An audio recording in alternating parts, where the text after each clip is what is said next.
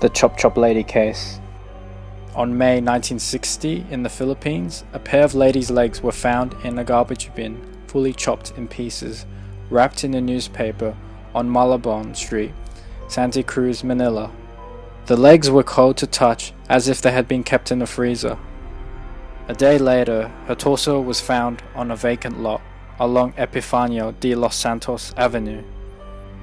It took a while for police to identify the remains, but they were able to get the fingerprints from the decomposed hands they found. All of the body parts were scattered throughout the city. The remains were identified as Lucila La Lu. The head was never found. Homicide investigators stated whoever killed Lucila had some kind of medical knowledge or was an expert with knives, as the body were expertly cut in pieces. They were also at the time looking for someone with a huge freezer. Lucila La Lu in the early 60s came to Manila and worked as a waitress at a small bar. She saved enough money to start several ventures, one of which was Lucy House of Beauty, a saloon on Malahog and Pagoda, a restaurant and cocktail lounge and nightclub in Rizal Avenue in Star Cruz, Manila. There were several suspects in the case, one of which was Florente Relos, a 19-year-old who worked as a waiter. Police ruled out Florente as the suspect, as he claimed nothing to do with Lucila's murder, as he was drinking with friends on the night of Lucila's disappearance, and he also had no motive to kill her.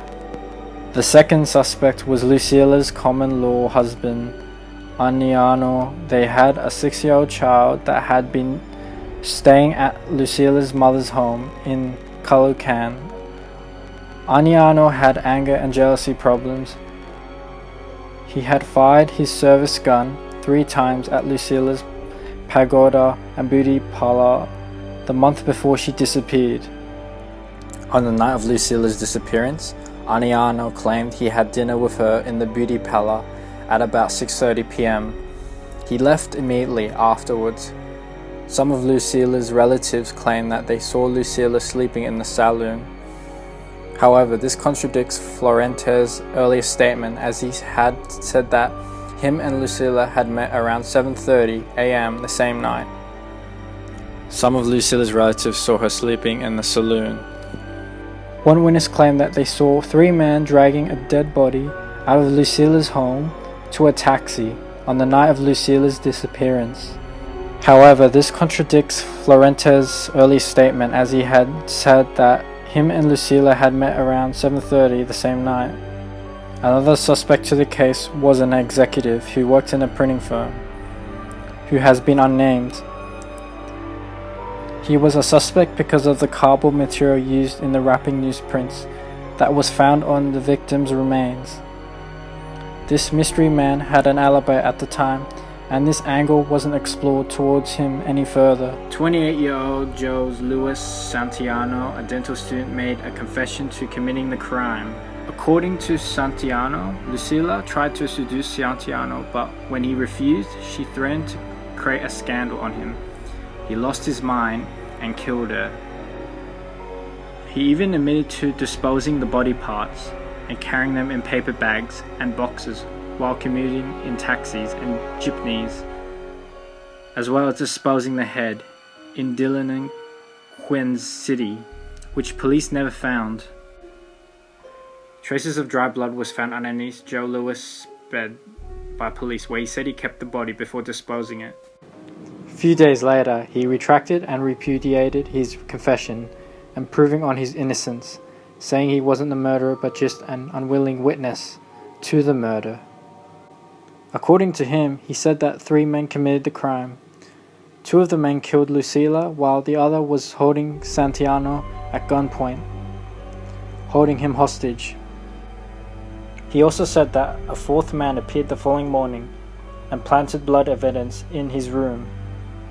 He received notes the next few days telling him to keep quiet. Police insisted that Jose Luis Santiago did it because of the compelling evidence from his initial testimony, because of the bloodstains in his room, as well as the hammer, the knives, and the razors. The NBI in the Philippines took over the investigation, and Joe Lewis was held by the NBI. The NBI received bomb threats to let him go. He was later released and not found guilty. Some have claimed Joe Lewis Santiago is still alive and is living abroad. The investigation was leading to a dead end. In an unsuspecting plot twist, a retired Los Angeles former policeman claimed that his father killed Lucila La Lu. His father abandoned them and moved to the Philippines in the 1960s. Elizabeth Short was murdered in similar fashion to Lucila La Lu. Elizabeth's body was found cut in half. Her face was slashed from the corners of her mouth to her ears that looked if the murderer was trying to create a smile on her face. The case remains cold and nobody has been convicted till this day. If you guys like this video, give this video a thumbs up and subscribe to my YouTube channel. Thanks for watching.